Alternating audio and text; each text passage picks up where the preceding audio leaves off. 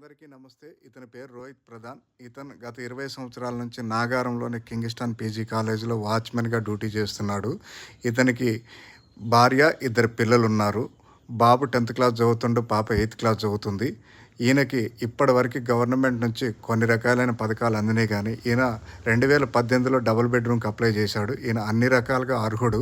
ఈయనకి ఇది physical handicapped certificate, ఇది గవర్నమెంట్ ఇవ్వడం జరిగింది. 45% డిజబిలిటీ ఉంది. అట్లనే తెలంగాణ వైట్ రేషన్ కార్డు కూడా ఇతనికి ఇచ్చారు. వైట్ రేషన్ కార్డు ద్వారా బియ్యం తీసుకుంటున్నాడు ప్రతి నెల.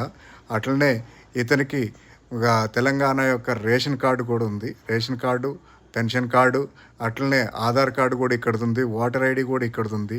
అలా ఆసరా పెన్షన్ వస్తుంది. ఈయనకు దయచేసి మనందరం కలిసి సపోర్ట్ చేసి ఒక డబుల్ బెడ్రూమ్ గవర్నమెంట్ తరపు నుంచి వచ్చేటట్లు సీఎం రేవంత్ రెడ్డి గారికి ఈ మెసేజ్ చేరేటట్టు అందరూ దయచేసి పంపగలరు. My request.